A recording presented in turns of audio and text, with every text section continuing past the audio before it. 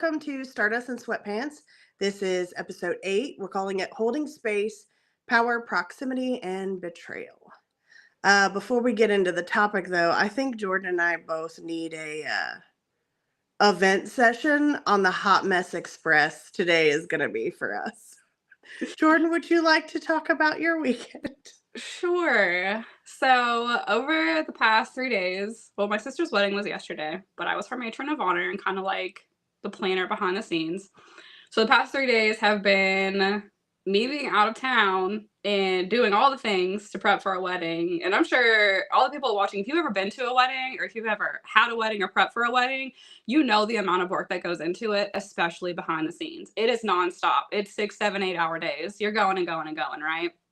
So I had that going on, and I'm just going to fast forward to the part where I got hurt, because I'm sure you guys are going to see my face and go, why is she doing that? What's going on with her? I'm in excruciating pain right now.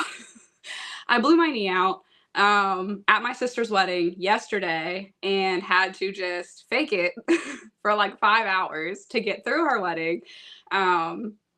So that, because it's her big day, I didn't want to ruin it. I was like, put on a brave face, girl. You got this. You've blown your knee out before. It's no big deal.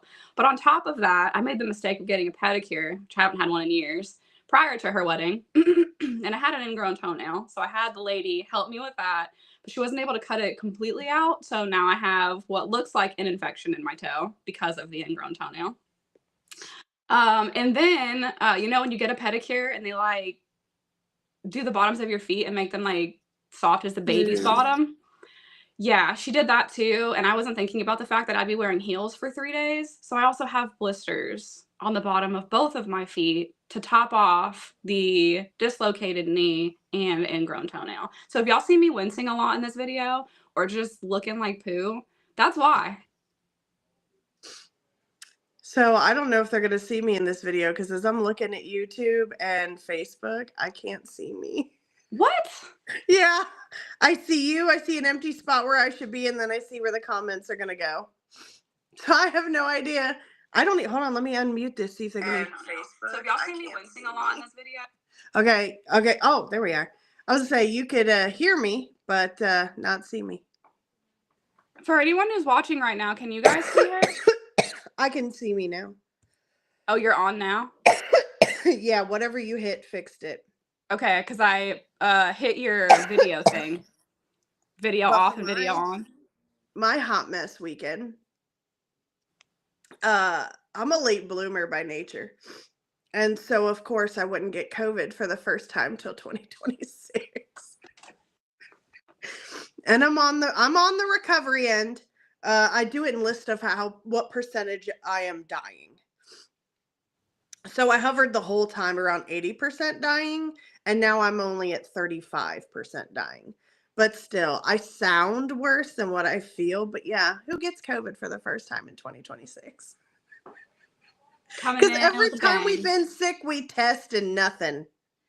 And then, hello. So did you guys like lose your sense of smell and sense of taste too? Nope, not at all. My sister was so mad because she had the full, she had the respiratory. She had to took 4 hours to brush a knot out of the back of her hair. It was a giant bush because she literally didn't have enough strength to lift her arms up above her head to brush her hair. Literally, we had snotty noses and weakness, and that's it. We were still able to taste everything. I'm glad that the first strain we got was what I'm calling a wussy strain because I felt like everybody else had it worse than us. So I am grateful. But yeah, at the same time too, I'm like, who the hell? Yeah, right. Gets COVID for the first time now. I'm glad it wasn't all the other symptoms because when I had it like your sister did. And I even lost my appetite because when you can't smell your food or taste your food and you're already not hungry, there's like no incentive to want to eat at all. So it was tough. My sister, she still to this day, now she got it in 2020. Mm-hmm. She still to this day struggles eating chicken because she had to force herself to eat. Yeah. And even when she couldn't taste anything. And she said just munching on chicken, any type, and feeling the texture with no flavor messed her up so bad mentally. She still struggles. It took her years to even get all of her taste back and her smell back. Yep. She got the COVID hair, the COVID skin, like everything. That's terrible. And I'm like, bruh, I'm so sorry. So now she's salty. She's like, how's your taste? I'm like, fine. She's like, your hair falling out yet? I was like, no. She goes, how's your skin? I'm like, I. Same as always. She's so bitter. I'm just glad you guys didn't get it like that, because when I had it, it took me down, and it took me down for it was like the flu I just had. It took me down for 2 whole weeks. Yeah, this was, I always have everything longer than everybody else because I have an autoimmune disease. But for my husband, it was like 4 days. For my youngest, he didn't even have all of the symptoms. It was easy for him. Yeah. And then for me, it was about a full 7 days. That's a And like I long said, I time. sound worse than I am. But I sound worse also too, not just because I'm getting over it, but because of the snow and the temperatures here right now. So Yeah. we're getting ready to be working on the next half of our 8 to 12 inches of snow. I wouldn't even know how to live in a place like that. We had 8 inches of snow in Florida, and I was like, this was cool one time. Never again. It's a lot of back-breaking work, a lot of prep.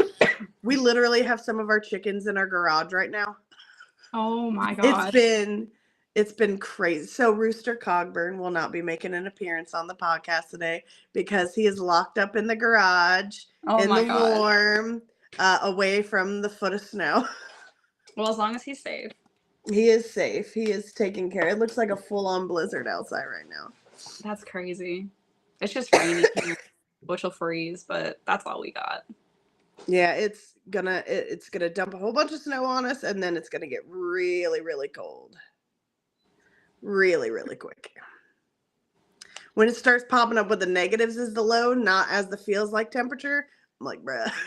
That's true. I've never even been somewhere where it was negative anything. I think the coldest temperature I've ever been in was 14 degrees. That's the coldest I've ever experienced. That's been our highs. That's insane. I could never live there. You can't take a full breath. Yeah. You can feel your nose hairs freeze. That's crazy. You can feel your eyeball juices freeze. Ooh, nope. It's intense. No, thank you.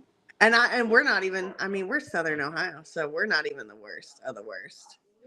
Yeah. Oh my goodness. But yeah, it's been, like I said, I was getting ready and I'm like, babe, this is going to be the Hot Mess Express episode. I don't care what we titled it. This is going to be the Hot Mess Express episode. Truly, but we're here. We're here nonetheless. We are. We were talking about it. If we list this podcast as being raw, we should be able to be raw and vulnerable on it. Right, truly. Do you remember what was it? Brooke? I wrote it down, but I don't know if I have that paper with me. Who picked today's title? Suggested today's topic. It was Luna Bella. Luna Bella? Okay. Mm-hmm. So yeah, today is basically designed around a viewer's suggestion. So if in the future there's something a topic that you want us to cover, we're more than willing. Mm-hmm. We did this one on the fly. It was a good topic of conversation, something we felt could absolutely be beneficial to be talked about. So we threw it up. So if anybody ever wants to suggest an episode topic, let us know. Please, we would love that. Just leave it in the comments. Even if you're watching this and it's been a year and you're seeing this a year after it's been posted, let us know in the comments what you want to hear. What if we haven't talked about? If we have, maybe we'll talk about it again. Maybe you want it from a different perspective. Yep. Or maybe there's finer tune, like where we hit little topics and you would like a broader more detailed version of a specific thing that we touched on but didn't get into, because sometimes we just don't have time to get into it. Absolutely. Today we're really going to focus on validation. Internal validation and external validation. What that means, what that looks like, and how both are really part of our human design. And the betrayal that is external and internal, And Luna Bella also brought up protecting your energy against people that would do that to you, and those that abuse an energetic connection. Yes. How to protect from them as well. Awesome. So yeah, I guess we can go ahead and get into it. All right. We have notes. So we're just, if it's like, are they reading a teleprompter? Nope, we just got our notes. Yep. So we're going to start with external betrayal. So broken trust, deception, abandonment, and the misuse of power or intimacy. So when I think of like external betrayal, to me that is like a loss of power, loss of self-love, loss of self-identity. Um, but there's also a pride aspect to that too, because as human beings, when we look at genuine connections, whether they're intimate or not, we want to be able to believe in someone. We want to be able to believe in love. We want to be able to believe in those connections. And when that trust, that foundation is ripped away from us and is broken, it leaves us with all these pieces, all this frantic energy to figure out, well, who am I? And then it's like we're, back to square one, and everything that we built along the way is completely destroyed. And we turn away from, all the things we even learned because of that betrayal. And we go back into this kind of childlike fear state of whenever this feeling that we're feeling right now initially happened. And we don't even like a lot of us don't even realize that we're doing that. We just revert right back to that version of ourselves. But if we could stand in the moments when those things happen and look at everything we've learned, everything we've achieved, even the pattern recognition, why this is coming back up, why this feels so deeply jarring, why this is bringing up the 7 other times I was in very similar situations to this, and not look at it like, well, it's because I'm a fucked up person and I make fucked up choices and I'm bad and I'm the reason all these people find me. Is there truth to that? Yes, but that is not the only truth. And so many of us get so lost in seeking validation that way and like demonizing ourselves that we lose the truth of those situations. And without that truth, it's almost impossible to heal that pattern and to close out that cycle. For me, external betrayal is, it starts internally, always, with the decision to be vulnerable with someone. And anytime you're vulnerable with someone, you give a piece of your power away to them, a piece of your power to them that they're now in control of with whether or not they abuse it. And if they take your vulnerability and they take the power that you've given them over you, and then they betray that vulnerability or that power, that is external betrayal. Mm-hmm. But it starts internally with the decision to be vulnerable and to, sorry, my cat, to be vulnerable and to be willing to give somebody a little bit of your power over. And it doesn't have to be like, oh, well, I'm just going to let them do everything. It can be like deciding to have a child with someone. Mm-hmm. You're giving them a piece of your power, right? Because you're creating a child with someone who will absolutely get a say in everything that goes on with that child for the rest of their life. Moving in with someone, when you are going to share a space and share bills and share time with someone and give up some of your time for them. Like all of these decisions we make are allowing ourselves to give a piece of ourselves to someone, and then trusting that they will not betray that. And when they do, that's external betrayal. Yep. And then there's so much seeking that happens when that external betrayal happens. And there's so much, it's just like a domino effect. The betrayal happens, and then it's just like everything in life falls apart, because then we start seeking things that already didn't exist in our careers because we just need something to make us feel better. And there's almost a fixation on that. And like, well, if I wasn't good enough in this relationship, I'm going to do my best in my career. And then you were already doing your best, but you overgive because you gave to someone who betrayed you. and then you're pouring your heart and soul into something because you're desperately trying to get that external validation that says you're not the bad thing, you're not tainted, you're not broken. But really, we should be, and this kind of segues into the internal betrayal part of it, we should be looking at it like, what were the cues? What did I miss?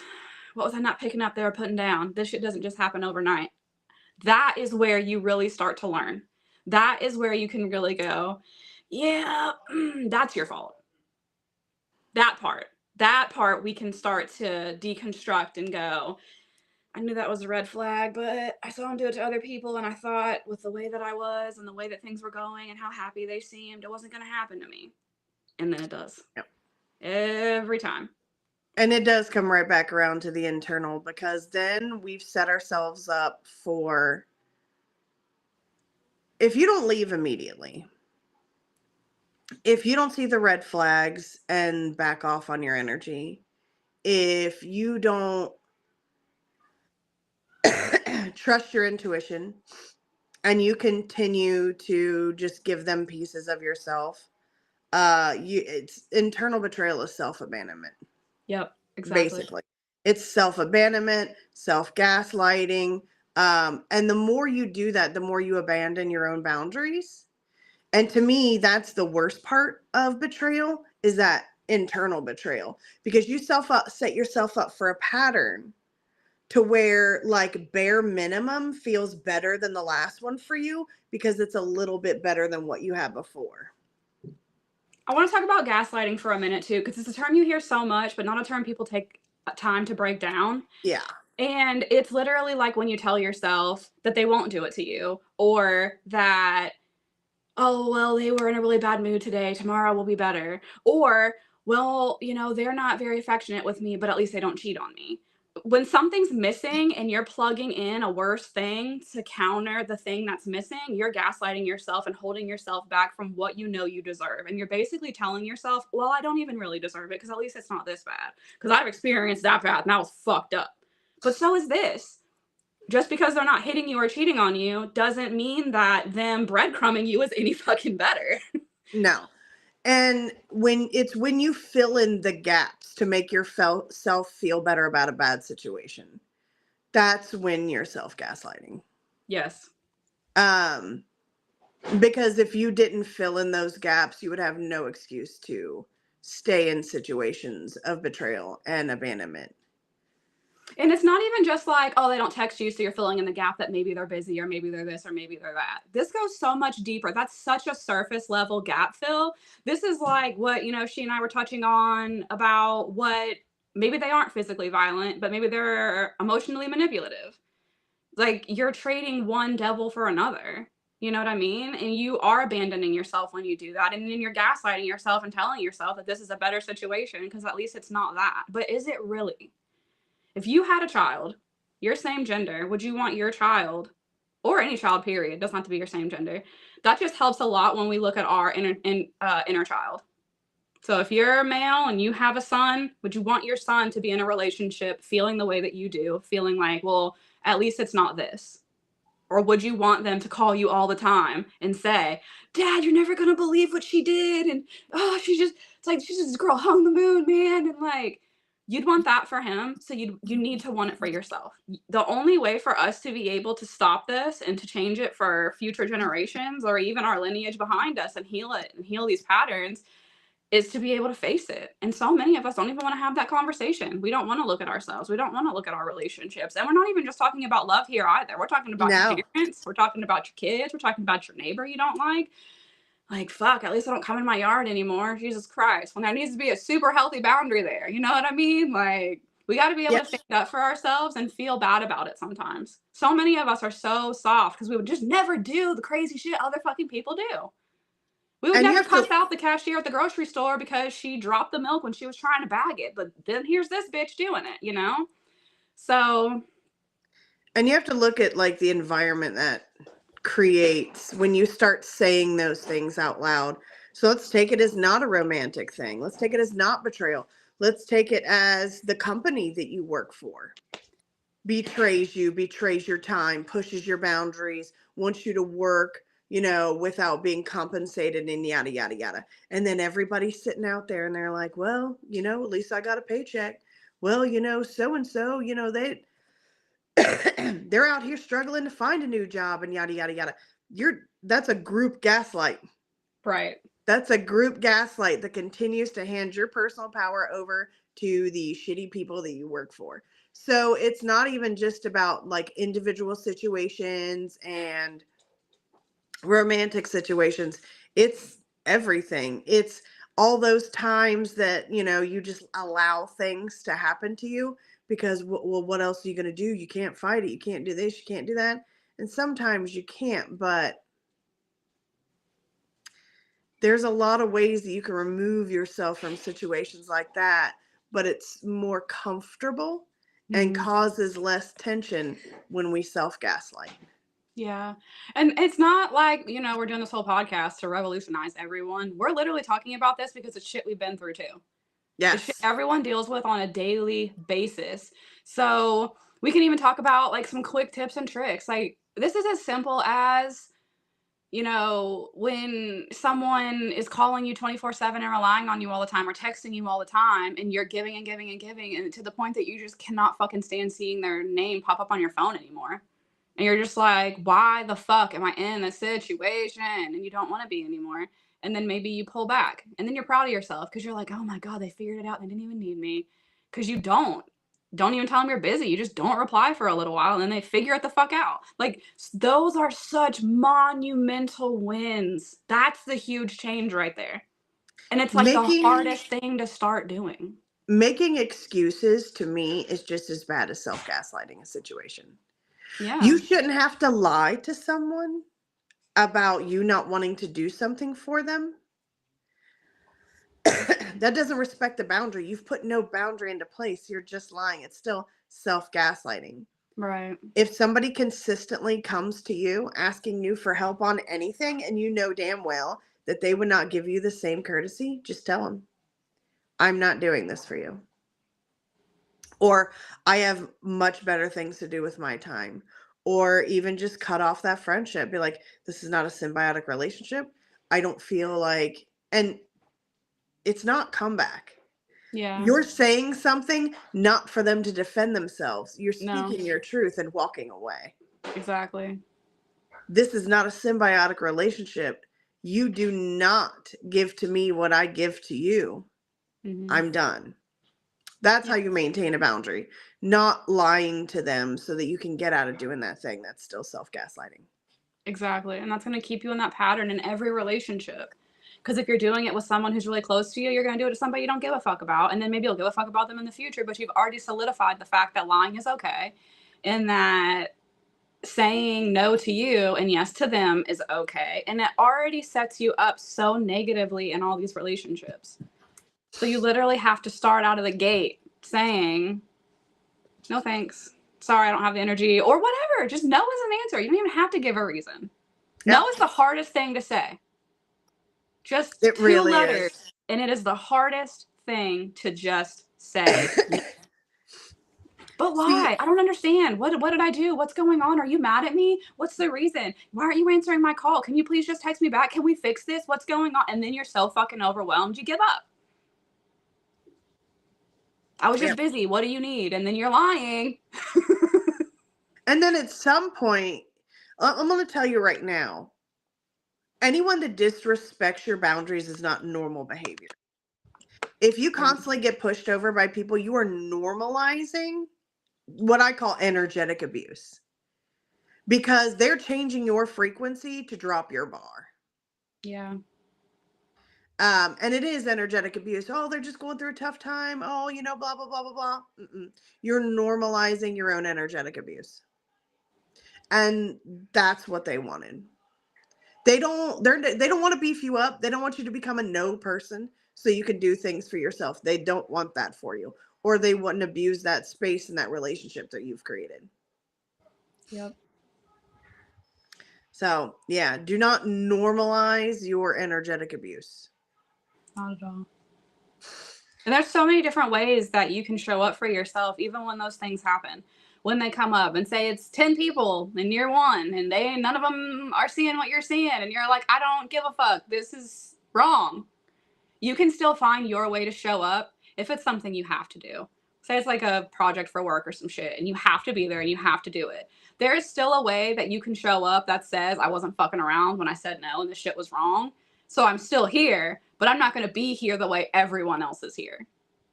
Because you're still setting a boundary and you're going, I'm not to be fucked with. I'm not to be trampled over. And I won't be picked for this position again because I'll be the problem. The whole one. Out loud. And I will say sometimes you're easy to find for people like this. So something that I still struggle with. I'm very much a true Sagittarius. I'm not going to study or do anything really unless I'm interested in it. Yeah. So let's say somebody I know who's kind of lazy, doesn't want to do things for themselves. They're like, ooh, I want to throw this party or have this project and it's something I'm really interested in or something I think that would be really fun to help out with. I will jump in feet first. Mm-hmm. I've done that so much just because it's something I thought would be fun until it became all work and no play. Yeah. And now I'm learning not to do that, to be like, I'll do this and keep it there. Just because something feels exciting at first and you're like, oh, this is going to be fun. This is going to be something we can do together. Think about who you're doing it with. Exactly. Are they going to carry their weight? Right. They're not. They picked you for a reason. You're going to get thrown into this was your thing role real fucking quick. Yeah, and like it's almost like they can smell my Capricorn placements because they're like, oh, she's going to overwork this to death. That's going to be great. That's going to be great. She's going to overwork this. She's going to try to perfection this. And I'm over here doing bare minimum. Yeah. And, Sagittarius, the ever optimist, I'll just keep smiling through the whole thing even when I'm dying inside.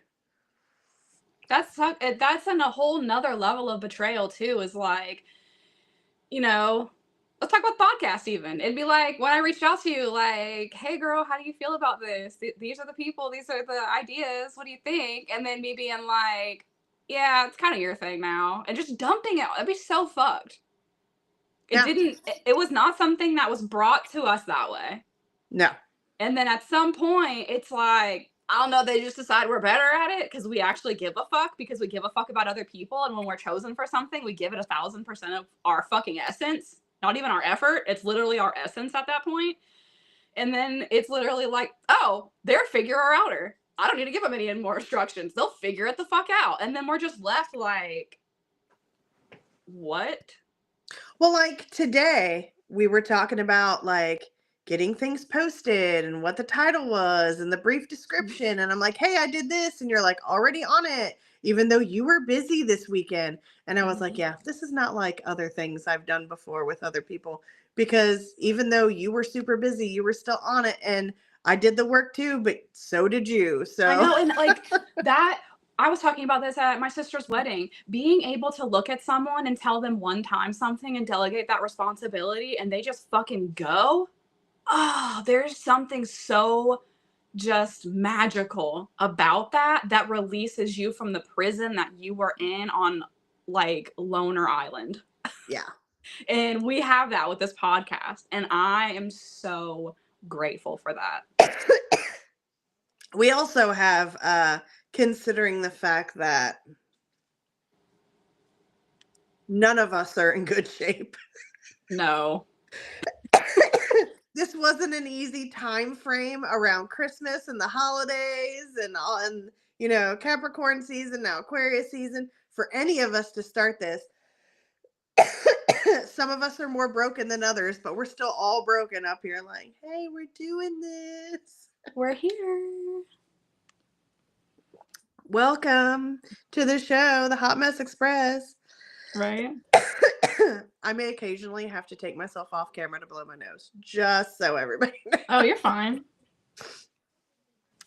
We cruise through our notes so energetically that I'm like, right? I don't even know where we're. Oh, let's talk about people who abuse energy.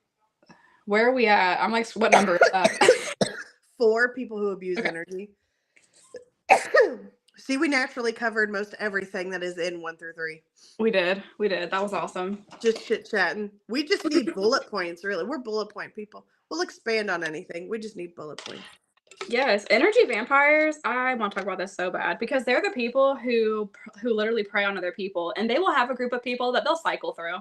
So, and you're probably on that list, you know. Could be. It's usually a family member that it starts with.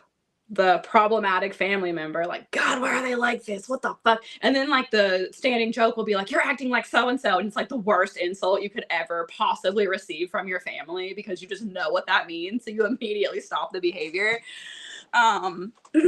But going back into the whole, like, they have a group, and if one person won't put up with them, they're on to the next, and then they're on to the next, and they're on to the next, and then by the time it gets to you, it's like, I've talked to all these people about it, and they're all saying the same shit, and you said the same shit, and so you're just like, why the fuck are we having this conversation? Like, and then you realize they feel good when they're talking to me. They call me to dump their shit on me, and then they're happy. But where does that leave the me in all of that? Because now you're a dumpster fire for all the emotions they didn't process, the shit that they didn't fix, the cycle that they didn't close. And you're just sitting here with all of this, what seems like meaningless information. But truly, like, as an empath, you're absorbing all of that. And then the question is, what the fuck do you do with it? Because now your mood has changed. Maybe your day has soured. Maybe now your pant buckle's getting stuck on every door when you walk into a room because the energy around you has been influenced by someone who probably did not already have the best of intentions when they chose to have that conversation with you. And another huge tell for this is they don't call you to find out how you're doing. Nope. You'll rarely hear that shit come up at all. Not like, hey Jordan, I was just calling check in on you. It's like, hey, are you busy? And you can tell in their tone immediately. And you're like, no, what's up? Man, I just gotta fucking tell you such and such and such. And then it's like a 2-hour vent fest, and you're just sitting there like, what the fuck is going? Or maybe you're not. Maybe you just tuned it out. You're just trying to catch bits and pieces. Someone like, did you hear what I said? And you're like, yeah, this person did that, and this was fucked up, and that's going on. And you're just trying to pinpoint key aspects so it seems like you're in the conversation because you're already trying to protect yourself because you're feeling the weight and the burden of the emotion that these people are dumping on you. And that's such a hard thing to deal with. So we could talk too about, ways to decompress, ways to, and it ain't like go stand under a full moon butt naked, you know what I mean? No, it's not like all this shit that needs to be above you have to go do. I mean, it's as simple as putting your favorite music on and getting back in your own energy, soaking in a nice hot bath, and maybe even crying and thinking about all these things and just like, why am I the person that everyone does this for? Who is even my person like this, and let the weight of the emotion and everything take you over while you're taking that bath and while you're cleansing your energy. And there's so many things you can do on a day-to-day basis that you love, that you enjoy, that can allow you to release the energy of whoever was trying to suck their energy to yours and make themselves feel better because you are love, because you are a high vibrational person, and because you offer that energy to them when you interact with them.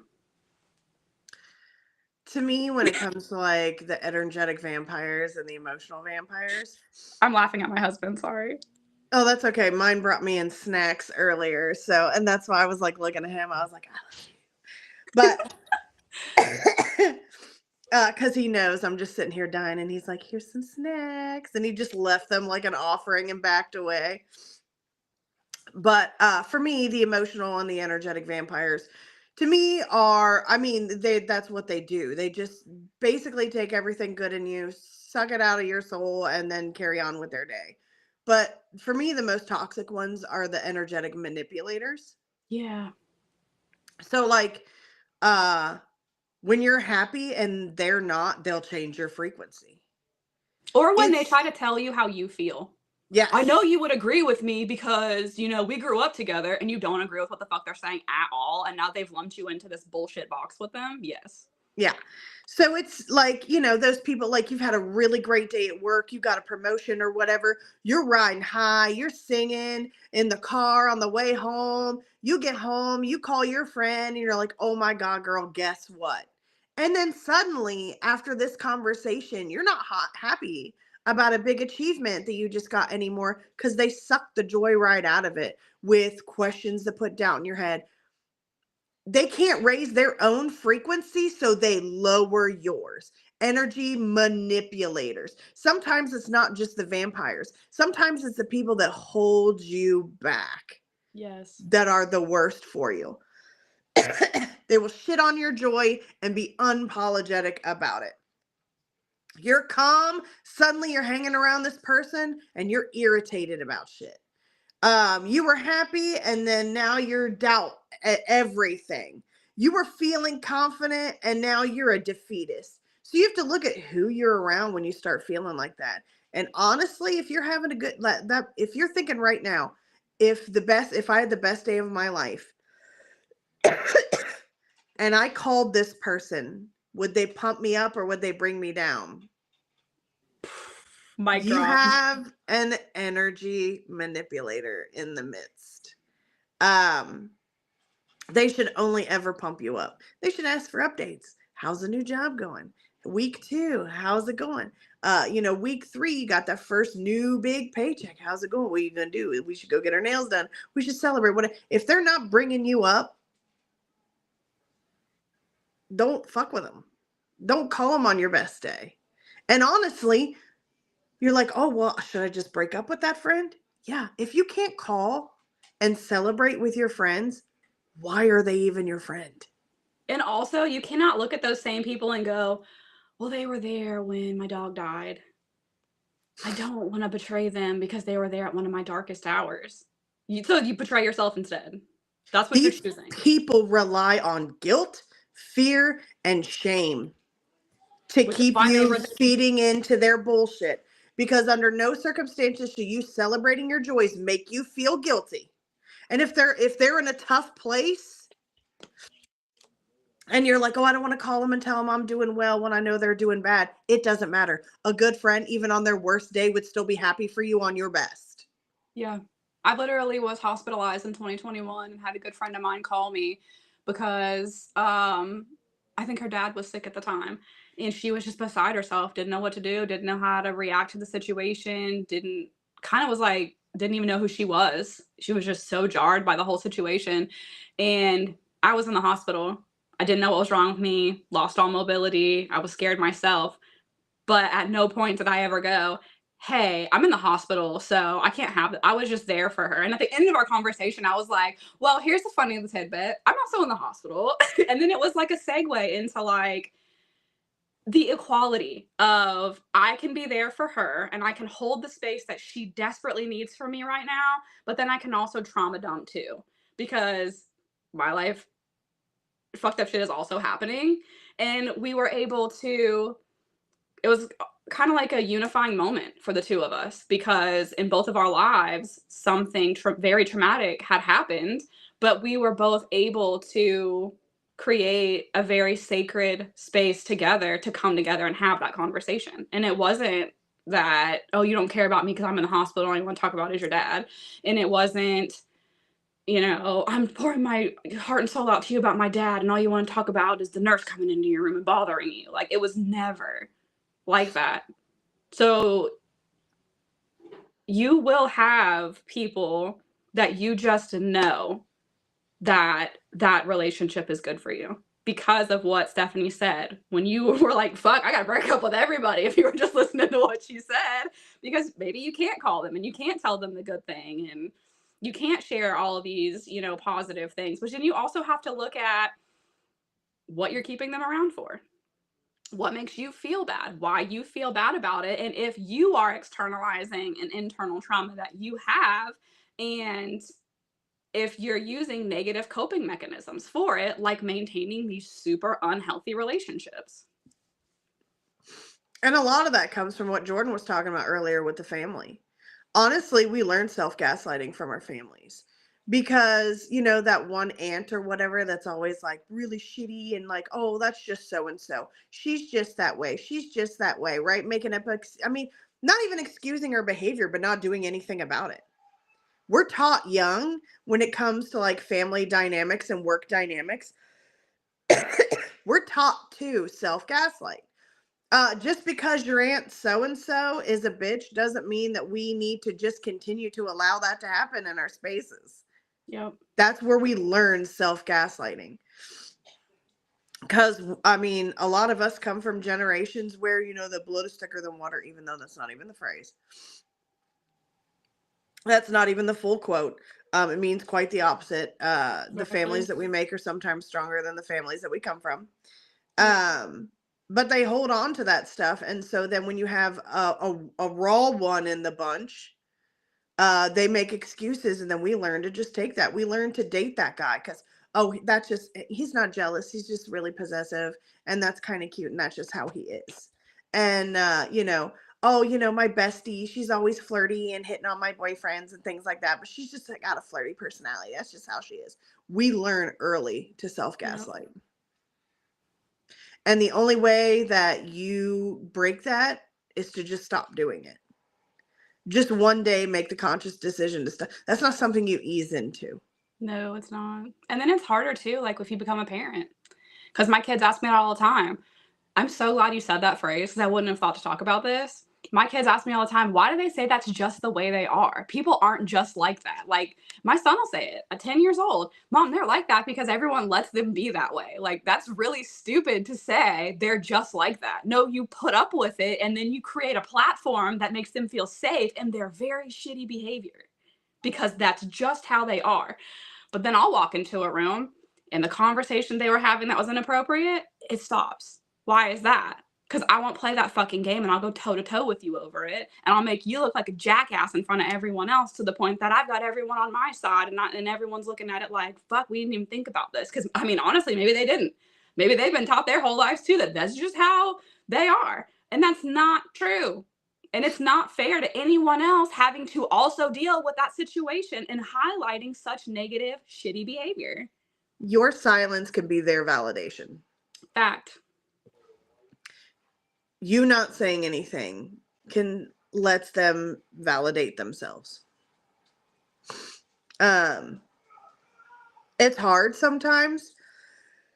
And sometimes you just don't have the energy for it, but they also rely on that. Yeah, I feel like that energy manipulating to create pure chaos to the point where you're so frazzled, you just don't have any fight left in you. They rely on that. Mm-hmm. That's why you need powerhouse sayings. Just shit that goes right for the jugular. Like, I don't think you meant to say that out loud. Because then they're like, what the fuck? And you get them for a split second. And that split second is all it takes for everyone else to see their true colors, because then they're going to demonize you. Then you're the problem. Then they're going to try to tear you down. And you've shown enough and you've been stable enough up to that point for other people around you to either leave the room or to side with you, because they know you're not the problem and that you were the one that was willing to go, this is uncomfortable. This isn't right. There's an elephant in the room and I'm going to name it, because everyone else in here is uncomfortable as fuck too. So for me, when I'm coaching my people-pleasing clients on how to have hard conversations, I always tell them, if you feel triggered by what they say, I want you to stop, breathe, look them dead in the eye and ask them, could you repeat that? Mm-hmm. Or what did you mean by that? No, just, could you repeat that? Watch how they can't say the same thing that they said, because they rely on your response when they pop off and say something. That's and then true. Later they can come back and apologize for that.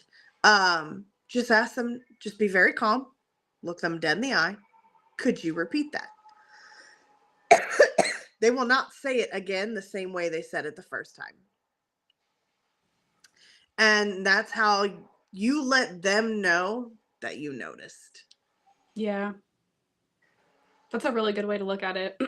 You don't have to be combative, because let me tell you what, if you come at them toe to toe, sometimes they'll double down or go completely on the defensive, and then suddenly you feel bad because you're attacking, right? Oh, I don't ever feel bad. I'm an asshole. Oh, I don't either. Like, I will fist fight someone. I don't give a shit. I Same. live by a different motto than other people. Right. I wish a motherfucker would type person. So Mhm. I live by a different motto. But I like, I will literally, like, I'll go straight to the taking out the earrings. You want to throw hands? Do you want to talk about this with our fists? Like, I don't so much anymore. I haven't been in a fight since 7th grade. I'm very proud of myself. But it's the small wins, right? Yeah. But um sometimes the biggest thing that, because it's still a reaction, and this is why I stopped getting into fights. It's still a reaction. Even a negative reaction gives them validation when they come back later with their weak ammunition. Yeah. To just be calm and to look them in the eye and be like, could you repeat that? I'm gonna do that because That's a mic drop situation. That's a boss move situation. it really is, because I usually go with the whole, what did you mean by that? Like, if somebody says something really, like, sexist or something, what did you mean by that? And then they're on the fucking spot, and then they'll just repeat exactly what they just said. And I'm like, well, that doesn't explain what you mean by that. Are you talking about your wife? Are you talking about your daughter? Are you talking about your granddaughter? Who are we talking about here? Because you're just generalizing, and I'm feeling like people in the room want you to be a little more specific. Are you talking about the people in this room? Are we generalizing an entire sex because of what you just said? Or is there something you need to say to somebody that you're not willing to just say to their face? I'm that person. I will go toe to toe like that. But I'm learning. And I just learned something from you that I'm going to implement. It took me a long time too, because I'm a fire sign. That's all I know how to do is react. Right? Mhm. That's my nature, is to just react. And when it comes to fights, this is why air signs and fire signs are so crazy together. It's because air fuels fire. And air is communication. And we love Yeah. nothing more than an argument. And it's not even an argument at that point. It's just entertainment. We prioritize entertainment. So even if it's toxic, we don't care. If it's entertaining, if it feels fun, if it gets our adrenaline going, if we're red faced and screaming, we're like, hell yeah. It's like being on a roller coaster. It's the same adrenaline for us. But it does get us stuck in toxic cycles, even if in the moment, like, we're ready to go. It's that adrenaline rush, because we're all risk takers as fire signs. But in the end, like, all that does is get you stuck in a cycle of fighting and not standing your ground. Like, you always have to be on the offensive and on the defenses, and that's like that fight or flight. Always being in fight or flight when you should not have to live like that every day. And the more and more I get away from my fight or flight and choose peace over entertainment, the actually calmer I am from day to day.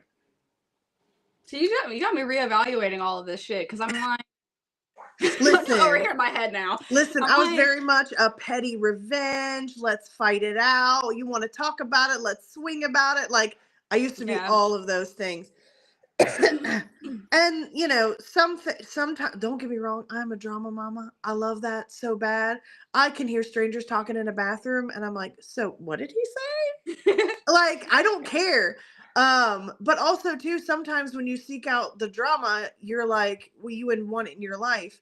And you're like, sometimes those people are like, there's all this drama around me. Did you do it because you don't like silence? Because you can't find peace? Did you do Yeah. it because it's a distraction from what's going on for you? You have to look at all of your motivations. And Right. for me, it was just because I was bored. Now, when I was younger, a lot of it, because I'm a double Libra, was social injustices. So I was getting into fight left and right for the Yeah. little kid who couldn't stick up for himself, the kid that was sick, the teacher was picking on, the little weirdo that was running through the hallway with his arms behind his back. I was fighting for all those kids. Rarely was I ever fighting for myself. But as an adult, I stand up for so much, especially because I want my children to see that. I want them to see that there's a better world that they can live in, where not everyone will feed into the narrative because that's the normal and what has been accepted. Like, the whole situation I was just talking about has to do with family and me going toe to toe with family members. And then my kids will even go, we don't want to go over there because you're not going to be there, because they're different when it's just us and, grandma. They're not like that. When you're there, they don't say stuff like that and they don't talk to us like that. I'm like, yeah, because I set a boundary and I went toe to toe and they felt like a complete asshole. So now they don't act that way in front of me, because they know every single time they say that, I will say something. And now who looks stupid like they have egg on their face? I used to do the same thing. Don't get me wrong, I would stand up for myself too. But that fight in 7th grade, I was actually suspended from school for inciting a riot Oh my gosh. because one of my teachers put hands on my friends in class, and she was just this tiny little thing. And I was like, oh, hell no. And I incited a riot and I got suspended. But that's neither here nor there. But like, it was for someone else. And I'm Yeah. not ashamed that I did that. Hell no. No. I would still do that again today. Same. Like, even when I look back on all the fights I ever got into, I know what they meant to me. I know what they meant to the person that I was standing up for. And did I get in trouble? And was it a bad thing? And did I learn my lesson? Yes. But would I do it again? Yes. Absolutely. Yep. But then sometimes you have to look at, like, when that becomes a habit, how many fights have you fought that you didn't need to? Because in the end, it didn't make any difference. To me, that fight made a difference to the kids in that class and to my friend that was in that class. Yeah. To me, it made a difference in that school. Because now everybody else was like, you know, absolutely not. And now all the eyes were on that teacher. And but then I think about how many little fights that I was in where I stood my ground and I was super stressed for no reason because there was no different outcome, Yeah. whether I fought or not. Mm-hmm.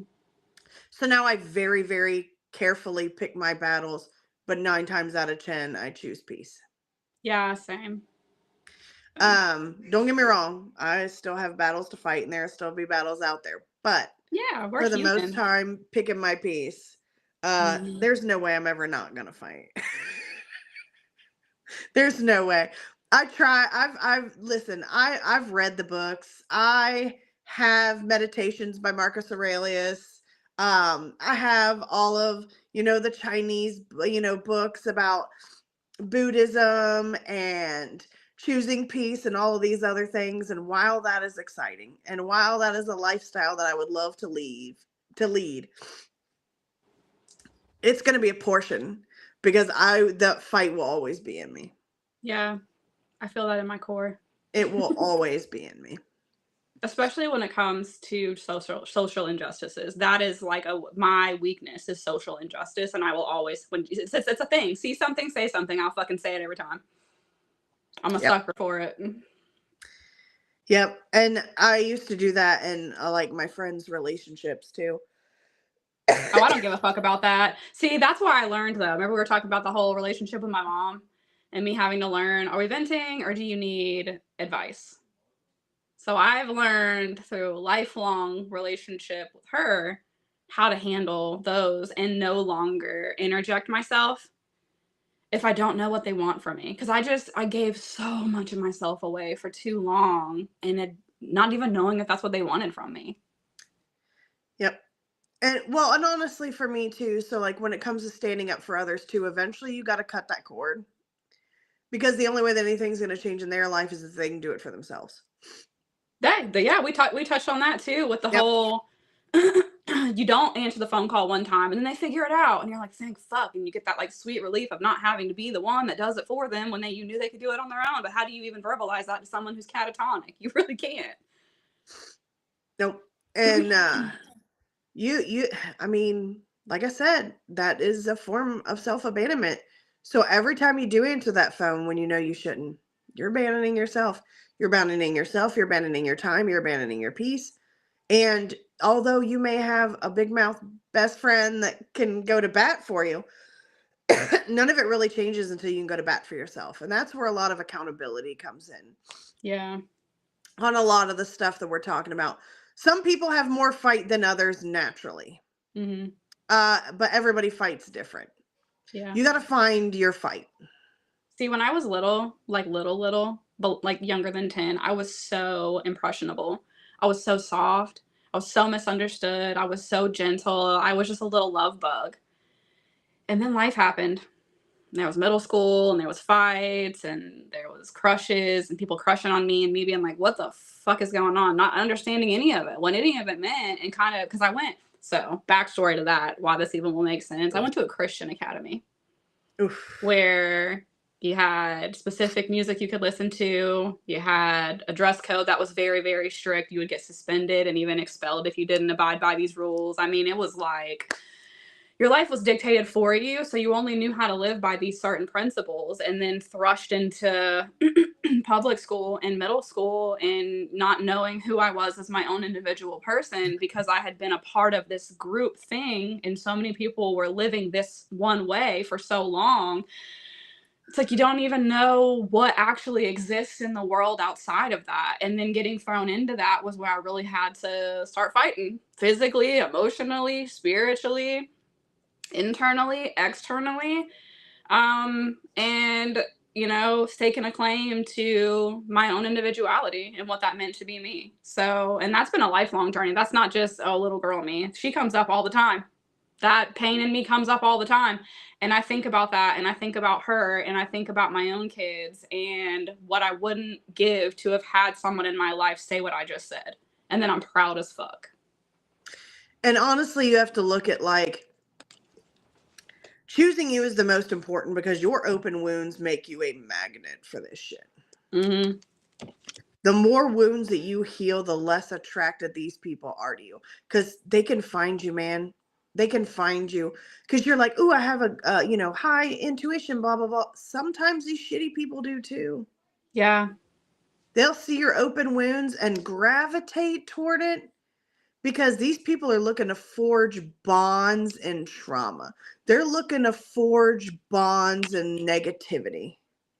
That's what I meant to say earlier about the person you're keeping around because they were there when you went through a trauma, like a dog died or something. They did that on purpose.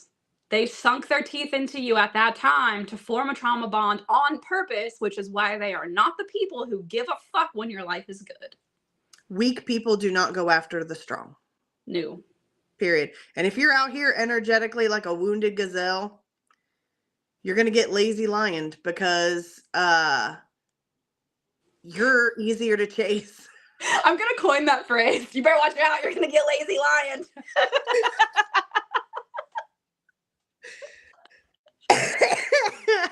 That was too good. I don't know. I say the dumbest shit. I love it. That was so good. I'm on drugs. It's all that Dayquil. Oh my God. I'm on drugs. Day and night quill might as well be, Right. Seriously. Honestly, that should be a prescription for me. I'm just on air. This is just me organically. But yeah, so I do. My husband, especially the weird things I say in my sleep when I'm on NyQuil, I'm like, babe, I'm going to be on the quill tonight. Get your phone out. But yeah, you will get lazy lioned. And I mean, if you look, again, this is a whole picture in my head of somebody with open wounds, this wounded gazelle running, and then that lazy lion's like, that ain't running that fast, and then chasing it down. Because when you look at like a lion, lion, Leo, self-confidence, self-absorption, this is a selfish person. But we need other people. So they can't just be out here, overly confident, living in their ego. They need something to feed that ego. And they're not going to chase other strength. They're going to chase your wounds. And you are going to be a very, very, very tasty snack for their egos to eat up. Yep, and that goes back into the whole like trusting your intuition, because let's create a scenario that we can talk about, right? So let's say you just had the worst morning of your life. Very traumatic, some very traumatic things happen. Could have been somebody passed or something like that, or you got fired. It's just a huge monumental thing, and you're just having a shit time, and you decide, you know what, I'm just gonna go sit at the coffee shop and sit outside and enjoy my coffee and figure my life out. When you walk in there, someone picks up on it, and they're like, maybe they offer to buy that coffee for you, and they want you to have a better day, and they want to follow you, and they want to have a conversation with you, and they just want to be there and make you feel better. And in the moment, you're like, oh, maybe this is the angel I needed to just get my mind off all this stuff, and it feels good, and you let them in, and you let them, even if you don't let them buy your coffee, you let them have a conversation. They tell you about their crazy dog story because their dog pooped on the floor or something, and then you're bonded, right?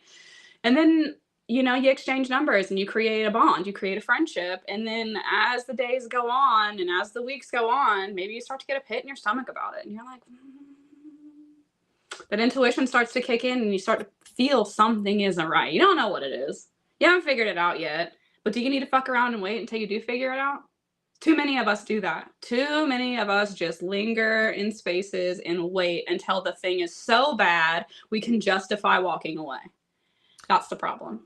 With so many people that you have access to on a daily basis, your Facebook groups and your YouTube groups and your TikTok groups and the people that you work with, the other moms and the pickup line at school, and the karate moms at your kids' karate school, and your friends, old ones, new ones. You have access to so many people. There's no reason why, if you get a bad vibe about somebody, you can't just drop them. Just because you drop them doesn't mean that there's not going to be somebody else there for you. Keep your circle small, keep it tight. Because sometimes those people, the reason why they don't have a circle, people that are always like, I don't have any friends, that's a red flag. That's a red flag to me. The people that don't have any friends. Because this is either a serious weak person that needs somebody strong to build them up, or this is a very shitty, egotistical person that has just been excommunicated from their friend group, and now they're seeking a new group for their bullshit validation. When people tell me they have no friends, I'm always like, red flag. Instantly. So you got to think, if that new person in that coffee shop is giving you all their time, shouldn't they already have coworkers and karate mom friends and mom pickup line friends and all these? How are they able to give you 24 hours a day of them? Sometimes it's not oh, they're sad little puppy, they don't have no friends. And there's a reason. Sorry. Oh no, you're fine. You got to look for the hook, line, and sinker too. And here's where they really get you. I'm so glad that I ran into you. I didn't realize how lonely I've been since I lost my mom. Boom, hook, line, and fucking sinker every time. Now they have programmed you to believe that it'll be just as bad for them if you leave them that it was the day they lost their mother. So now you won't leave. And that's that shame and guilt that they rely on. Not to mention that, but now you are self-abandoning yourself to not abandon them. And this is that same pattern that we were just talking about. Makes your head spin, Other people in your life, you should not have to say no to yourself if you say yes to them. Period. And if you're going, oh, I would never do that to them because I've had it done to me and I just can't be that person that does that to them. People who love you will not make you feel that way. If you think of that person that you thought of earlier when Stephanie brought up, who can you call right now that would be proud of you? That person never made you feel how you just felt about the other person we were talking about. Because that's not what love looks like. No. Not in any forms, romantic or otherwise. And then you have to look at too, like, oh, well, I used to do that and I've cut out a lot of my friends. Good, that's fine. Because we don't learn to identify any of these red flags or any of these people if we have not come across it in our life. We can have very toxic, very bad, very karmic and necessary relationships in our lives. You don't need to keep them going. You just need to learn that lesson and then move on your own. So a lot of the time, I think people get confused when we say, well, you need to learn that lesson. They're like, well, what the fuck is even the lesson? Don't have friends. Don't talk to people. Don't feel bad for people if they're going through some shit. No, that's not what we're saying at all. We're saying stop betraying yourself. Stop overlooking your intuition when you know something is bad up until the point that it's so bad, now your life is bad because the bad has consumed you. Because they say this person did X, Y, and Z to me, and now they're doing X, Y, and Z to you because they have lied about a situation, told you someone did something to them. They were actually the one who did the shit to someone else, and now they're doing it to you. And you hung around for too long, and now you're learning the hard way that you're just going to be the next person they talk shit about to the next victim. That's what we're talking about. Yep.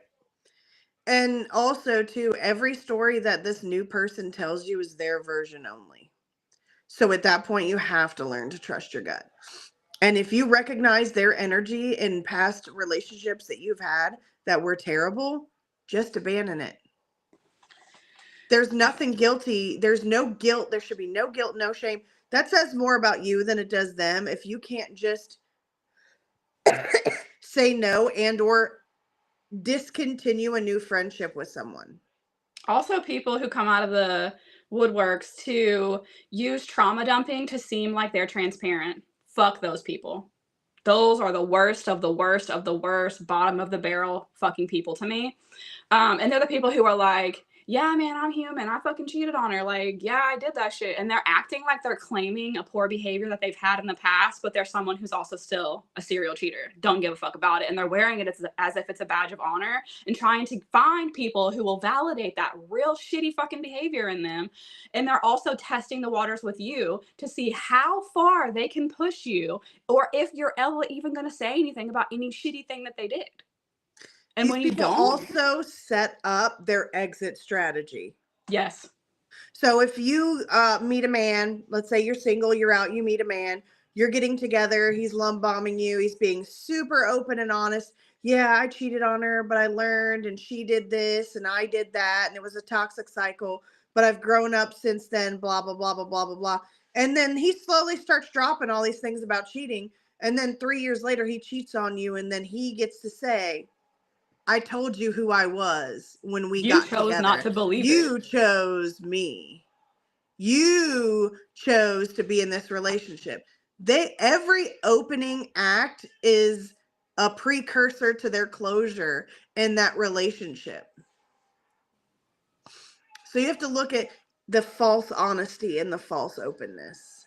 Yes, people weaponize that so much. They want it to look like they're so transparent and they're so raw and they're so open and they're so real. When really they're just bullshitting the masses because they don't want you to know what's actually bothering them.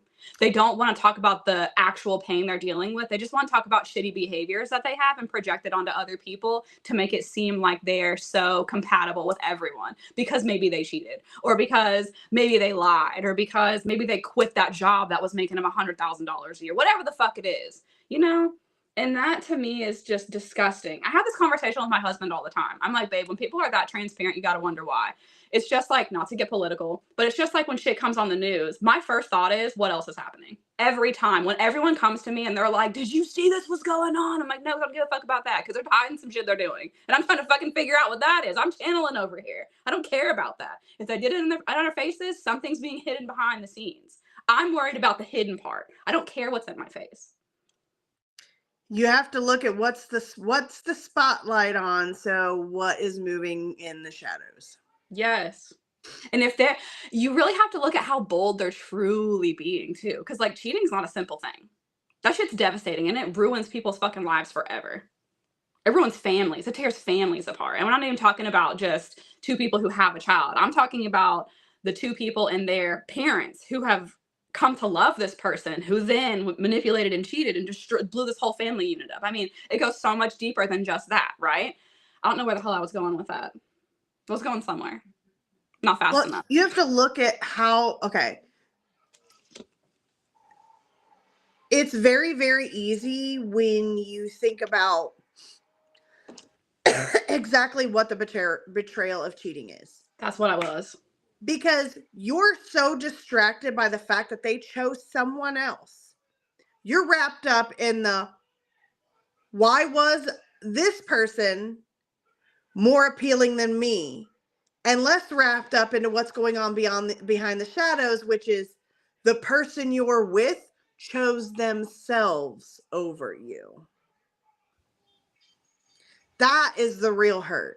It's not that they chose someone else over you. They chose themselves over you. That's the behind the scenes. The spotlight was on the other person that they brought into this situation. When in the shadows, in the foreground, the whole essence of the whole thing was they invited this in because they chose themselves over you. And this segues into like equality being both. Equality and how positive a relationship can be and how somebody can pull you up, and that same equality and how fucking negative a relationship can be and how much it can tear you down. And are you trauma bonding with someone to bring out your own shitty qualities, to normalize your own fucking shitty qualities because you're having a hard time dealing with it and you just want someone to make you feel like you're not so shitty when really you just need to be sitting in that shit feeling? Yeah, and then even if, okay, let's switch it. If you're the one being cheated on, they chose themselves. If you're the one that is cheated, why are you choosing yourself over this relationship? Yeah, Is there's some this your heavy, exit strategy? And why did you need that instead of just leaving? This is still a you problem. heavy sabotage. This is still a you problem. You shouldn't have to burn your life to the ground to get out of a relationship. You should just be able to leave. Exactly. And what that tells anyone looking at the situation is you don't trust yourself. Because if you trusted yourself, you would trust the love that you share with someone else, and you would trust in their ability, as you being the cheater when I'm saying this, to not cheat on you, which is why you do it first. And it's why you sabotage the relationship and why you just go ahead and create an exit strategy. And if you look at all the times, like if you're the cheater or you're you're the betrayer or the liar or whatever, and you look at all of the times throughout all of the relationships you had, you'll find your timeline and you'll find your cycle. Is it 3 weeks? Is it 6 months? Is it 4 years? What's the longest relationship you've ever been in that you consider healthy before you fucked it up? I find, and let me tell you what, if you sit down, I can just tell what Jordan. If you sit down with a reading with us, if you're a cheater, tell us. We'll talk about it. This is no judgment zone. Well, there are certain types of clients I would not take, but they're the one group. So I find two groups of cheaters, especially serial cheaters. The one are the living in the pure ego. They're doing this so they can have power and validation of themselves when they cannot find it anywhere else in their lives. When their partner can no longer say enough nice things about them, so they can use that energy to bring themselves up when really they just exist in insecurity. So they seek new feelings and the new butterflies. This is pure ego. Mm-hmm. The other one is the people that can't back out of relationships, the people that show up as not their authentic selves. So this is what happens. Come on a journey with me. So you have a woman. Let's use a woman this time because I know we love to talk about shitty men cheaters, but we do it too. You're a woman and you are living that false bravado life. You're that fake it till you make it bitch. So you're out here, you're like warm and bubbly and open, and really inside you're sad and you have gaping wounds and trauma that you refuse to deal with. So you get into a relationship with a person as not your authentic self. But now you have to maintain that false persona of yourself for days, then weeks, then months, then years, and eventually the stress of not being your authentic self and you realizing that this person only loves you for the version you've brought to the table and your cracks are starting to show. So then they cheat to give themselves an easy way out. It goes back into the self-loathing, and the next cycle they're in, they're even sadder and more traumatized and feeling even shittier about themselves and more insecure. And that's a pattern. And I usually find one of those either two patterns. If you don't show up authentically as your true self in a relationship, you have to fake yourself every day. And that is not something that people should have to deal with nor can without crumpling under that pressure. So that's when I find those self-sabotaging cheaters. Those are the people that I usually find that end up in those cycles, is those that from day one are not authentic with their new partner and have too much going on beyond the surface that they're desperate to hide from other people. If you're one of those people, it is literally you got to fix you first. Before you go into another relationship, you got to fix you first. Or you will always do what you always do and end up feeling shittier and then shittier after the next one, and so on and so forth. Yeah. Something I forgot to say when I was talking about that mutual energy, like calling that person that is going to care because something good happened. When you have those lower vibrational connections with like manipulators, liars, betrayers, abusers, when you look at that situation and you go, I forgave them when they cheated, and I forgave their really shitty behavior, and I stayed. And while I may not be the version of myself that they initially had, I'm still here and I'm still present. You have to be able to look at that situation like, would they have given you the same grace if it was you that had cheated? And if you know the answer is no, then you already knew you are not in a good relationship. Nope. You don't need someone else to validate that for you. And most of the time, you won't even tell someone else because you already know that you're going to look like a jackass somewhere in the future and you don't want people to know about it.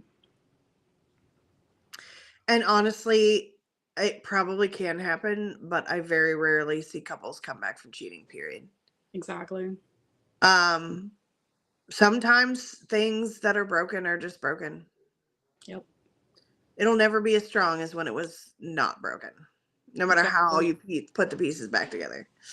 You can, on very rare occasions, and very specific situations. But it's hard because sometimes you can love someone and you have to let them go because again, you're choosing your peace.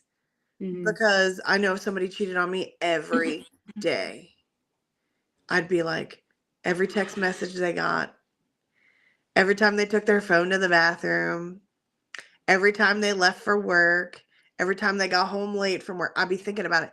I would be crushed Yeah. under that. So I would have to choose my peace because I couldn't live like that without trust in my partner. Because you got to trust your partner the most. Right. They're They an have a extension huge of chunk of you. your power. Yeah. That takes us into the whole breaking the cycle of betrayal, too. Healing internal betrayals to change external relationships. Stop asking why. That's the biggest thing. That's the biggest piece of advice you could ever get. Why was I not good enough? Why did they cheat with someone who's I'm 5'1", so 6'3", I'm 130 pounds, 275 pounds. Why? That person looks nothing like me. Like, why is what I have in my essence not good enough that they went and cheated on me with someone who looks absolutely nothing like me?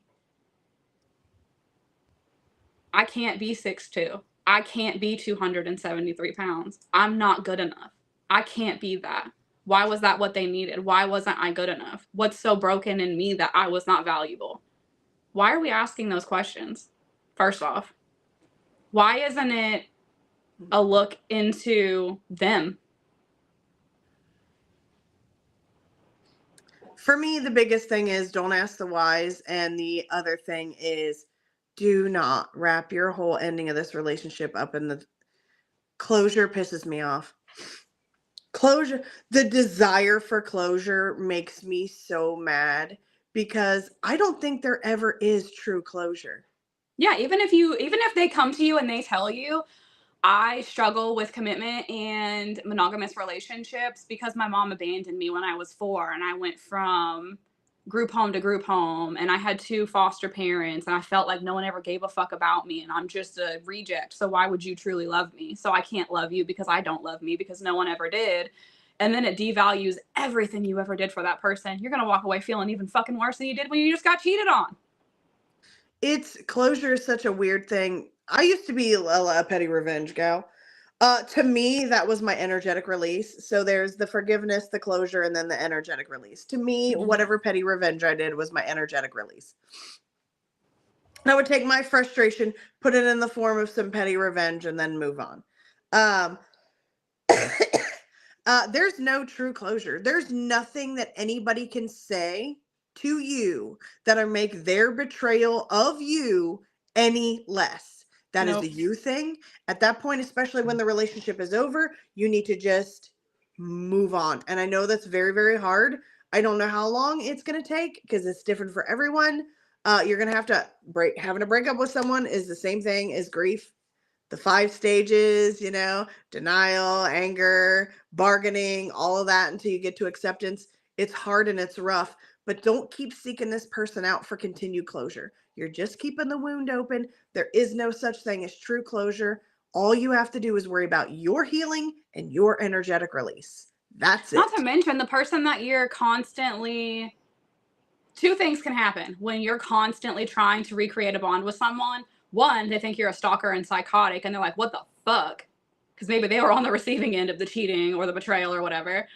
Or two, they're getting a high off of you obsessing off of them and thinking that they're the shit because you're still lingering in a space you don't fucking belong. And you're still giving them your power because you don't have the power to self-soothe. You don't have the power to let go. You don't have the power to have that energetic release. You're still giving a portion of your power to them if they're in control of your moods while you seek out closure. Exactly. Closure is a myth. It's like someone can hold the door open for you at the store, but eventually that door has to close on its own, right? You're holding the door open. That's the whole point of closure, closing. Slam it shut. Don't continue to hold the door open. The only way you get closure is to close the door completely. A complete separation of you reclaiming your energy. Because we'll go back into it. Even when you know the why, say you go to a reader and you're like, I don't understand why this happened. Can you give me some insight on it? And we tell you verbatim what happened, whether it was your fault or their fault or no one's fault, and it was just time to end the relationship, you're not going to feel better. You're going to have another question and then another question. Well, what if? And then the what ifs bucket. And the what ifs drives me crazy. What if they didn't do that? What if you're wrong? What if you're seeing it backwards? What if this? What if that? Because you are desperately looking for something that doesn't exist, like Stephanie said. You're searching for a reality where the bad thing didn't happen. You didn't feel the gut-wrenching feeling you're feeling right now, and you don't have to sit in the silence of what your life currently is. And if you're a good person, the worst part about having to do that is to wrap your head around no matter how good you were to them, they still chose to betray you. And that is hard shit to sit with. You know what closure is? Closure is being able to look at that situation and know that you didn't hurt them. Yeah. That's closure. You can look at that situation and go, I gave everything I had and then some, and I'm so proud of myself for being able to love fearlessly like that. And that you're not them, that you're not a betrayer, that you get to walk out of that with your head held high because you didn't stir the pot. You didn't start the shit. That you are the better person. Yep. It's such a weird thing that people that, and the what ifs will drive you crazy. They do. And everyone around you. You can what if yourself into oblivion, but that doesn't change the reality. And you got to be in the reality of the situation to do anything with it. You have to be in the present too, because the what ifs in the past and the what ifs in the future, who gives a shit? Live for today, because what if people, they have crazy gremlin energy and it's exhausting. It's exhausting because they're out here just like twiggers energetically, and you know, it's crazy to be around, and you're just like, man, you just want to hug them and be like, feel my breaths, you breathe in too. You're so worried about what ifs, you forgot to breathe. Let's take a minute, let's get present, let's get grounded, let's do our thing, let's get back to square one. You're tweaking hard right now energetically, and I slept 3 hours last night. Let's calm down. It's, you give off crazy energy when you do that. Yes. And then, like, from a reader standpoint, those patterns end.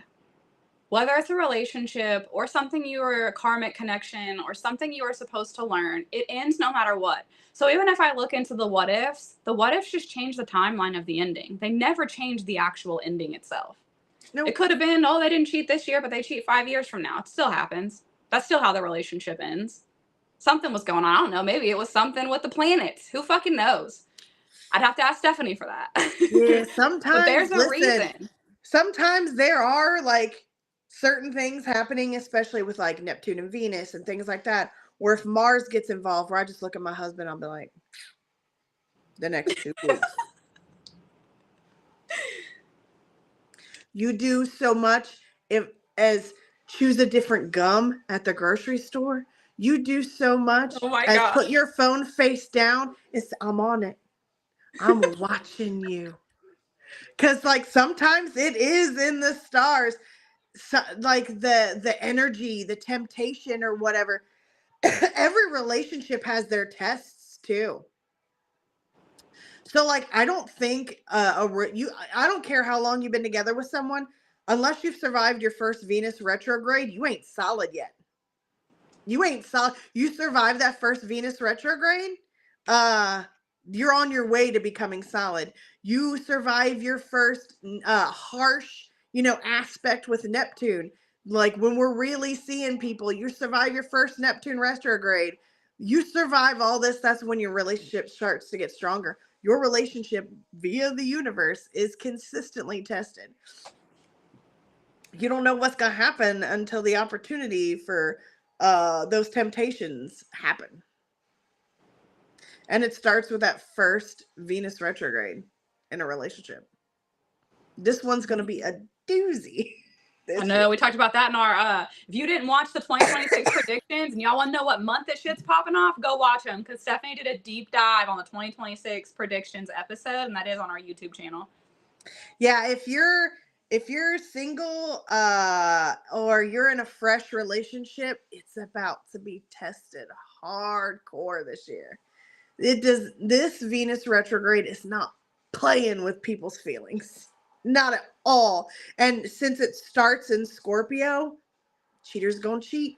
If you want to know, the dates are in that episode about I love the what Venus you wrote. retrograde. Huh? Hmm? What did you say?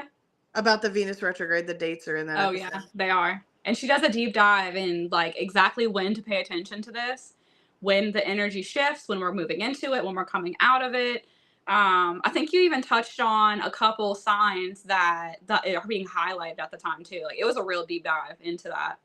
Yeah, it's so the worst. I mean, obviously, Mercury retrograde can be very powerful, or it can be just be a nuisance. But the next two are Mars and Venus, because they're the inner planets. They're the closest to us. The reason why everybody is so high key freaking out right now is because Venus, Mercury, Mars, and the Sun are just like clustering through every zodiac sign. So it's all the energy of the inner planets just moving from one bit of fuckery to the next. And they don't really start to separate until that Venus retrograde. When the inner planets go retrograde, it creates a very real present time response.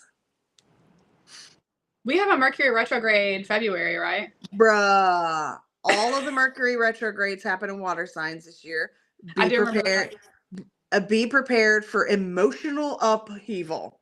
The fact that the first one is in Pisces goes straight to the subconscious. It's February 23rd. The next one is in Cancer, and the next one is in Scorpio. At the same time, Venus is retrograde in Scorpio.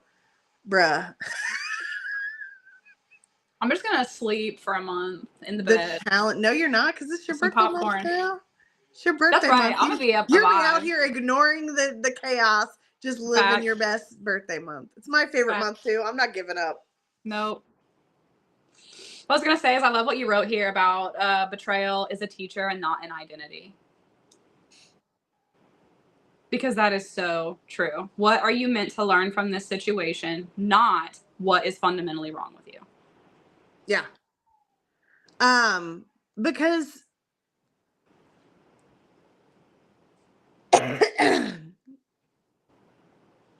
when you self-identify as someone that always gets betrayed, when you self-identify as like, if it wasn't for bad luck, I'd have no luck at all, you have to look at what you're attracting.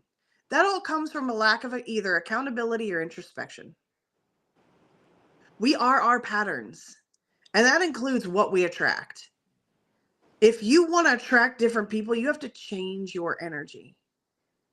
And then while you're doing that, you need to protect yourself from other energies. Now, there's plenty of ways. There's shielding. You could get heavy into all the black crystals. You could wear moonstones. It's a fuck around and find out stone if I ever wore one. You could drive with it in your car. You could put it under your doormat. You can do whatever you want. You can look up all types of ways to protect your energy. But the only way that you stop attracting this stuff is introspection, acceptance, and real action on changing your frequency. That's literally what I just wrote down. So the saying should be, I didn't like how that made me feel. I am going to make myself feel better. How are you going to do that? You have to be able to look at it and accept it, that you didn't feel good. It wasn't right. Something about it set you off. It brought up something in you. And what can you do in the moment when it happened to make yourself feel better? Do you take a break from the conversation? Do you go on a walk? Do you just go stand out in the sunshine? Do you take your shoes off and plant your feet on the ground? Do you go home and cook your favorite meal for dinner and cry about it and just like, fuck, that sucked? You have to be able to acknowledge it, and then you have to be able to love yourself harder than whatever the trauma was you just experienced. For me, the hardest advice that I can give to someone, because a lot of people do not do well with this, sit in silence with it. Mm-hmm.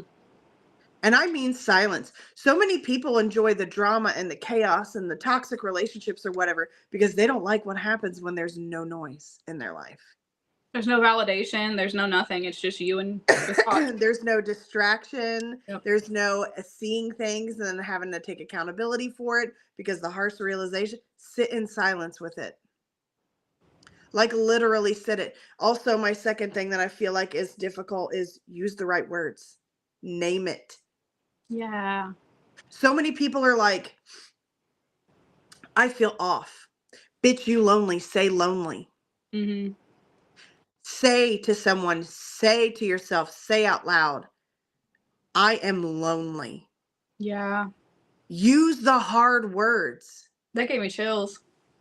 Like, you have to name it. Naming something, even when it's hard, takes away its power over you Mm-hmm. because now you have something to hang on to. I don't be like, oh, like all of these, you see them on social media all the time about, the dark humor toward mental health or whatever. While Mm-hmm. yes, that is, a fun little coping mechanisms. I got the sads or I got the mad sads or all these little cute little phrases until we say the real word. I am depressed. Yep. I feel defeated. Until we start using the hard words for it, we really don't get a handle on it. It just becomes something that we're toying with, but not tackling.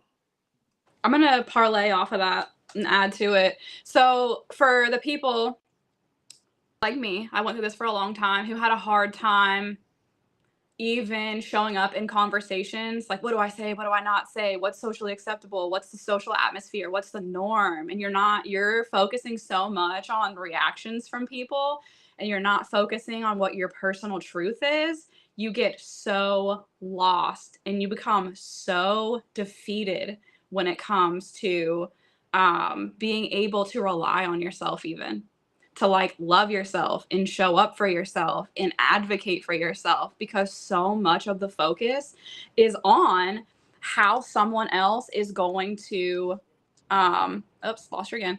Hang on, y'all.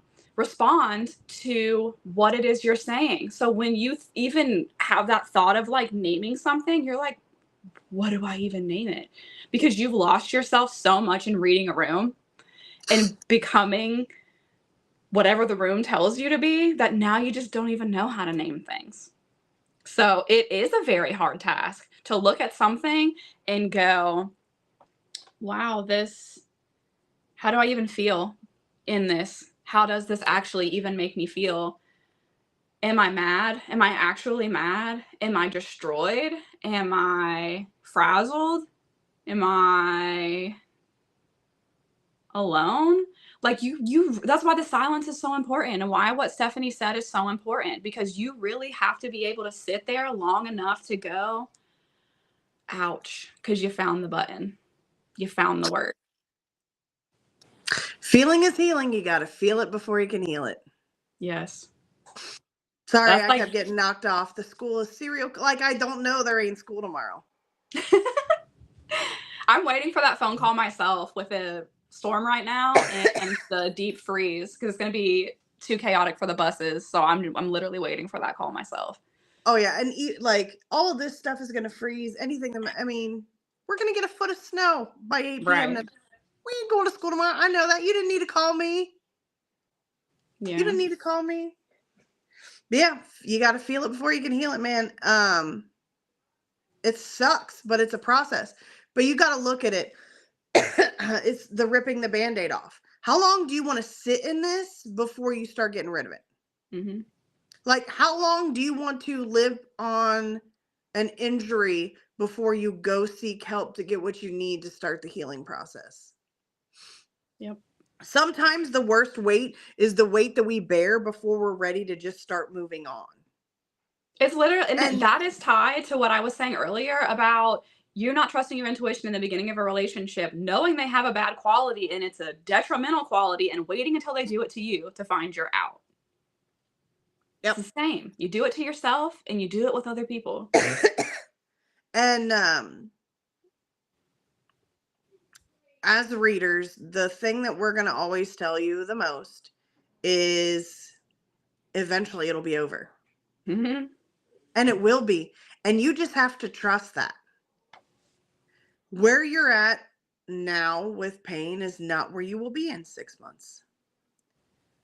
But it could be 3 if you just tackled it instead of toyed with it. That's something I'm actually having to learn in my years of reading people, is to, yes, give them insight for the potential for the future, because I am a futuristic reader, but also be like, you can't get there in a car with no gas. I'm doing a lot of self-reflecting with that and trying to improve a lot of my readings by getting more into the nitty-gritty and not just like, you're going to buy a new house, don't worry about shit, because I don't say that, but that's the way that it is perceived by the person that I'm reading. Yep. All the things I said about the negative shit that's going on is overlooked because they're going to get the house. You know? So, yes, there's a positive aspect to it, but I'm almost wondering if I should hold off on those messages and sit with people in their shit when they're in that shit more. Something I've just been thinking about. It's weird because, like, from where you're at, like, I can see into the future in someone's chart, Mm-hmm. right? And because I can track time in real time, Yeah. I can look the A to B to C to D, the whatever, where you can see the outcome before they even finish the question. Yeah. So maybe you should take a few minutes to think about the B and the C and the D before we get all the way to Z, because there could be a position that, like, this is going to be great and they're super excited, but there's something in the middle there, like when you say to a client, like, it's going to be hard, but the outcome is great. Yeah. When they're in the hard, I always tell them between this time frame and this time frame, I want you to know that it's probably gonna it's looking good, but this time frame is going to be the hardest. If you need to make an appointment in that time frame, I will hold space for you. Yeah. See, the way that I get like markers, so I'll get like a season. If you Yep. haven't done these things, by the time it's snowing again, it's not going to happen. That's how I get markers and stuff, but I do get them. Or if someone's going to buy a house, I'll typically see the few people that they're going to work with before they get that house. If these things aren't happening and you're not meeting someone, or you don't see this sign, or this isn't happening, then the trajectory for what I'm telling you is going to happen has changed. Doesn't mean it won't happen, no, but the trajectory or the timeline of it has now changed. Yep. I don't claim to know everything perfectly and be a perfect reader, and no one fucking should. No, because no one is. The universe Reading? is too big for us Exactly. to see everything. And reading is heavily interpretative. Interpretative? Relies heavy on interpretation. I don't know if that was a fucking word. Listen, I'm invent my own words. You can too. I'm so down. Like, but yeah, I use it's debitory. Like, do what? My sister and I invented the word debitory. So when people say that's debatable, it always sounded really weird. So we say that's debitory. I likes that. So invent your own words, girl. Go with it. Yeah. But it's like, I have to be in my energy as a reader. I have to also be in your energy, see your trauma, see your influencers, see your potential, see the blocks, and then get that outcome. And it's this, I have to interpret that for you. So if I was just going to read Stephanie and say something about, warm apple pie, that doesn't mean shit to me. I don't even like apple pie. Maybe it means something to her. You know what I mean? But I can't interpret what that meaning is. I just feel the emotion. So I just say the word. That is also how we need to be with people. When you're around someone, they make you feel shitty. Leave it with them. Why do we need to hold on to them until we figure out why we felt shilty? I just made another Guilty. word. Shitty and guilty. We feel shilty. And it's validated. Why do we need to wait for validation? When I do readings, I don't wait for validation. You guys can tell me what you want in the comments, or I leave a 10-minute window at the end, or stop me if I'm saying something that you don't want to talk about for sure. But as a reader, I don't rely on validation for me because it's not for me. You know what I mean? And also, like, you can't second guess yourself. No. Because sometimes you can talk yourself out of exactly what the situation is.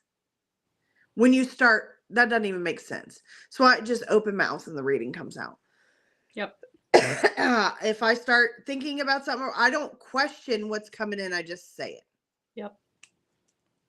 And I just leave it as it is. Because when I used to try to make like a cohesive situation on what I was getting, the reading would be way too much information, not enough like dynamic direction. Not enough what? Your thing cut out. Dynamic direction. Yeah. So like something that you can work with. It'd be a whole Mhm. lot of maybes and what ifs. Yeah. So I just say what comes to mind the way it comes to my mind. That's what you got to do. Yep. But we need to be able to create that reality everywhere in our lives, not just like, oh, this is my space to be me because I can help. Like, we got to be able to do it everywhere. Yeah. That was a heavy topic.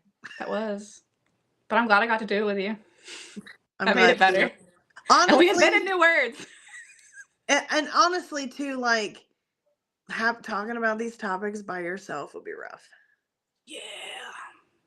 I don't think I could ever cover this by myself. Yeah.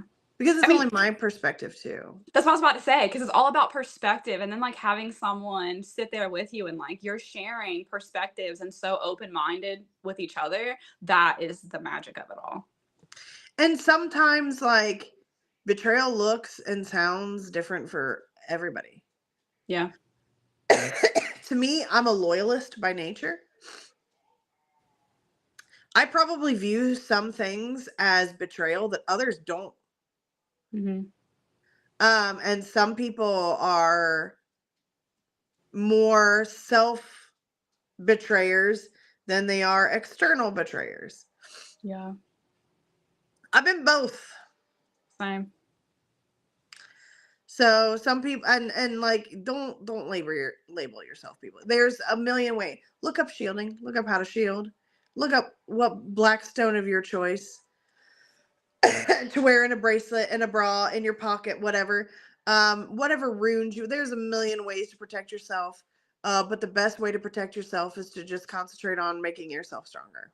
Exactly. Making yourself, like, grounding yourself in the moment. Because honestly, all those things are tools, yes, but they benefit from your energy. It's the intention that you set with all of them, and they become amplifiers for something that you already have. I do love them though, because then they are like reminders. That's what I use them for when I use them. A Arbitrary. reminder to protect myself, to love myself, to put myself first. And it's okay to feel like I'm not okay in moments that are hard for me. Yep. When I have to And feel mean. wear your scars. Yep. There's a reason why scar tissue doesn't have as much feeling as tissue that has never been scarred. It is something that took a while, but you got over it and now it's less sensitive. It's there, but it's less sensitive than it used to be. But you got to heal it first to be able to wear your scars proudly. Absolutely. And the more you do, the less you become the wounded gazelle to a lazy lion. Yes, I love that. I'm literally gonna say that to people. You're gonna get lazy lion. You better fucking stop. And the more you're like just trucking unencumbered through the Serengeti, and all them lions are like, not that one. Not Yeah, that that one's too fast. That one's too one. confident. That one's too bright. Because you will be that too. And you'll get all the labels. You'll hear all the things. But I live my life by the purple hair motto. And I don't know if I've said this on the podcast. I probably have, because I say it everywhere to everyone that I know. It's like someone telling me they don't like my purple hair. I don't give a fuck because I don't have purple hair. So if someone doesn't like something about me, I don't give a fuck because they're usually projecting onto me what they don't like about themselves, and it actually has nothing to do with me as a human being. Yep. So I'm And so fuckless when it comes to that. the people that'll make you feel guilty for choosing you, they're not for you. Yeah, exactly. So is that a loss? Where's the accountability in any of that either? If you can't go to someone and tell them that this made me feel that way and while I respected you in the time moving forward, you need to understand my boundaries and we need to maintain a healthy connection. And in order for me to do that, this is what I need. If you can't go back even after the fact and have that conversation with them, it's not healthy. You got to be able to say what bothered you when it bothered you, even if you say it in the moment and it's not respected, go back to it. Yep. When you're out of whatever the environment was that you were disrespected in, and you have another opportunity to talk about it again because it wasn't okay and you still don't feel okay. And where's the accountability in that? And I mean the accountability for the person who created that pain. If it's even a window that's even open. I'm not talking about relationships where you close them out and now you're seeking closure through this at all. That's not what I'm saying. I'm talking about like a friend who maybe pissed you off and you said something about it when it happened and it's still eating away at you because they didn't really care or you didn't feel like they cared. So you bring it back up to have a conversation with them, not to weaponize what happened, not to demean them, but literally for yourself.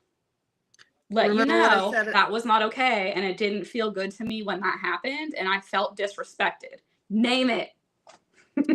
And remember what I said about sometimes silence can be validation? Yeah. If that friend you set boundaries with and push those boundaries doesn't come back and want to fix this, or doesn't come back and says that they're sorry, that they apologize, their silence is validation that you cared about this and they didn't, and they're willing to lose the friendship over it. Yeah, I mean, it's as simple as this whole conversation makes me feel gross too, and I'm sorry I made you feel that way. I don't like it either. Let's move on. That's Yep. all you need from them. And that's That's the it. same for you too. If you genuinely feel bad when somebody comes to you about something, reach out and say it. Yeah. You're like protecting yourself from like ownership of some shit that you did is also bad for you. Facts. Fact.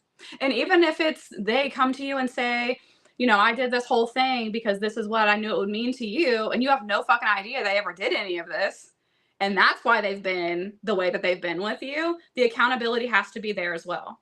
You have to be able to stand up for yourself in those moments too, but also maintaining accountability for the fact that they felt betrayed by something maybe you didn't know about.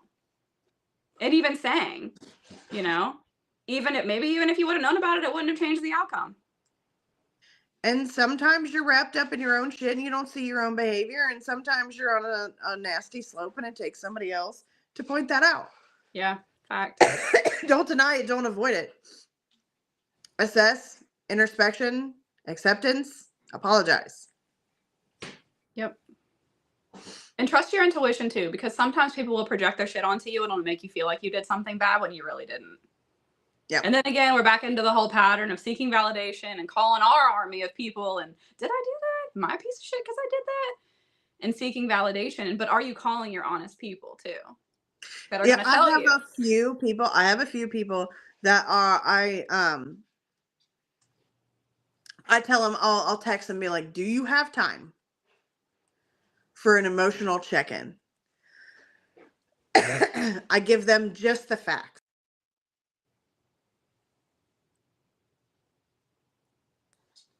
Hold on. Not how I feel about things. I give them just the facts. Mm-hmm. Am I righteous in my anger? Was I right in what I said? What would you have done in my position? Yeah. But you have to really, really trust that friend for those emotional check-ins. Usually it's am I righteous in my anger?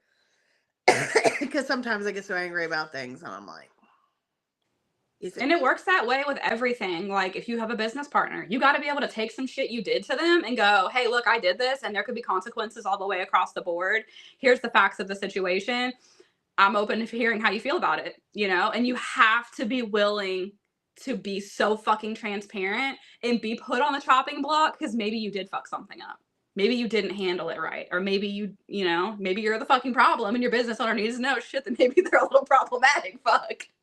All right, I gotta pivot, you know? Yep. But it's not fair when you don't share every part of what you could be with other people because then they get blindsided and then they do feel betrayed. Whereas if you tell them up front, I made a decision and it has been decided, here's the consequences of that decision, and you let them see it, then they can make up their own mind and no one can blindside them about shit because they know. Yep. So it's not just romance, it's not just love, it's every relationship everywhere throughout your entire life. Yes. Absolutely. And also too, there's a very humbling quality to being open to the possibility of you fucking up. Mm-hmm. Of you making mistakes. Yep. And oh my God, I can't remember what it was. I can't remember where I heard it. But it's about being humble and oh my God, never mind. I was gonna say it and the quote is always there and now it just disappeared. It's because my head is full of snot. That's okay. Yeah, I'm struggling today.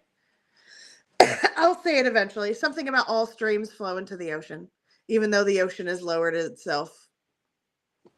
Something about being humble, lowering yourself below others, and how the ocean does that, and that's why all the streams flow into the ocean. Something like that. That's actually beautiful. Yeah. There's power in being humble. Absolutely. So when you're open to the interpretation that you fucked up, that's Mhm. humble. When you're open to the interpretation that you do not know everything, when you're open to the interpretation that every move you make may not have been the best case scenario, Yeah. that's being humble. Yeah.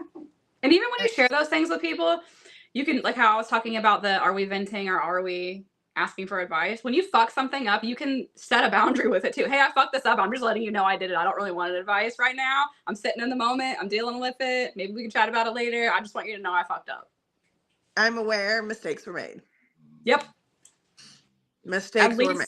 Your people don't get blindsided by something you did and they don't have to hurry up and get frantic and like, that doesn't sound like her. She wouldn't do that. Well, she fucking did. And she did it in all caps. So then your people don't get blindsided by something you did, or you don't get blindsided by something one of your people did. And then you have to cover for them and you don't even know if they really did this shit or not.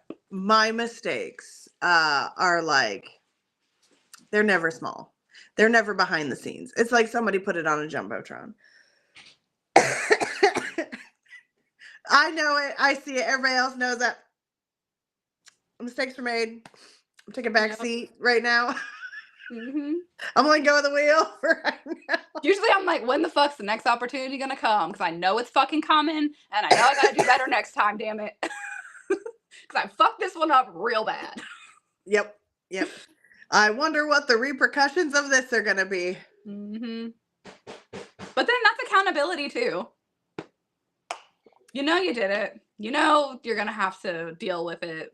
And you're not trying to fight that. You're just... Or minimize it. No.